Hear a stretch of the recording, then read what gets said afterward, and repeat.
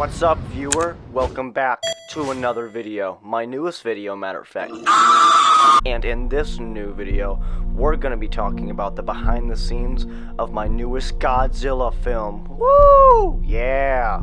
Get ready for that. I've actually created a brand new vocabulary for when we're talking about my behind the scene films. An abbreviation, you might say. This new abbreviation that's going to be referring to our behind the scenes is now going to be called BTS. Love of God! Now that everything is understood, let's get into today's BTS. Now, to start out with, let's talk about how I made the only figure in this entire film, Godzilla. Now, of course, I would just take the wire, make a massive armature with it, and wrap it in multiple layers of foam. That's what I do with every character, so I mean, if you haven't watched any of my other videos, which you should be getting the idea. No more Fortnite! Then I covered it in a fabric that I got that looks somewhat kind of like a leathering skin. And then I took cardboard pieces and then I shaped them into little Godzilla fins.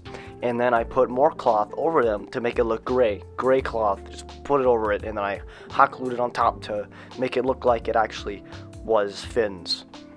Then to seal it in, I just hot glued it all on, and then I painted that hot glue red because I kind of wanted to base this guy off of multiple different varieties of Godzilla over the past couple films. This being the Shin Godzilla, and the Godzilla from Giant Monsters All Out Attack, which is the one that came out in 2001, December 15th, actually, so not even that long ago. Actually, no, that is that long ago. But anyway, let's get back to it.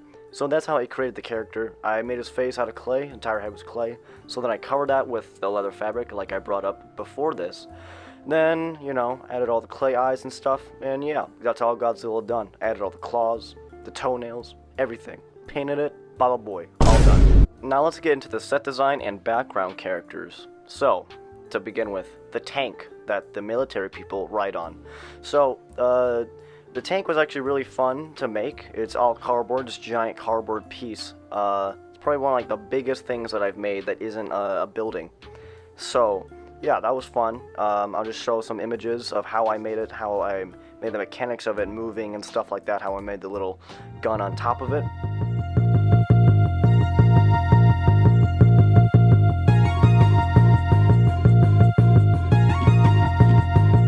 Speaking of the men that are riding the tank, let's talk about the little army figures that I made. So when I said that Godzilla was the only figure, I was wrong, and I'm not editing that. I'm leaving that inside the video because it's funny. Get a life. I of course just made those characters, you know, like I usually do. Wire, phone, clothes, helmet, head. Boom, done. Then magnets for feet, of course.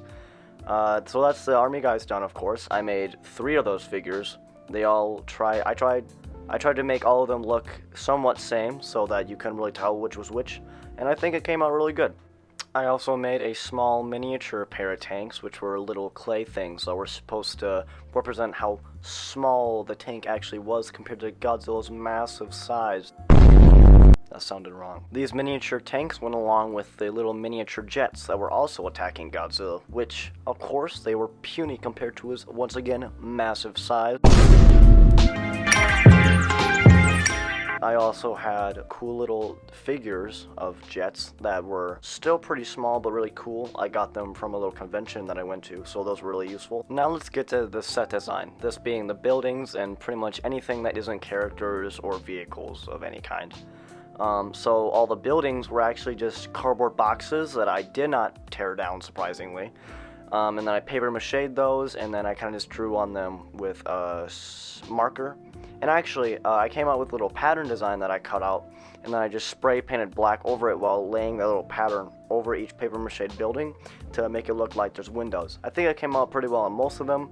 If you look closely at the film, you could probably see some little faded out bits of window, but you know, I think it looks fine at the end. The street and stuff, pretty much everything that Godzilla walks on is all fabric or fake grass. All just fabric, and then I drew with pencils and stuff to get it more realistic looking, like the little road lines to make it look like an actual little highway that leads up to a capital. Speaking of the capital was probably one of the funnest things to make because it just took a lot of creativity to try to come up with how to shape the dome on top of it. and just try to come up with a shape of a Capitol that's looked like a Capitol, but not like making an entire Capitol building, because a Capitol building is insanely huge in real life, and I'm too lazy to make something that big just for it to be on screen for maybe less than a minute. So that was of course still paper mache though, and actually the pillars are just glue sticks that were spray painted white along with everything else.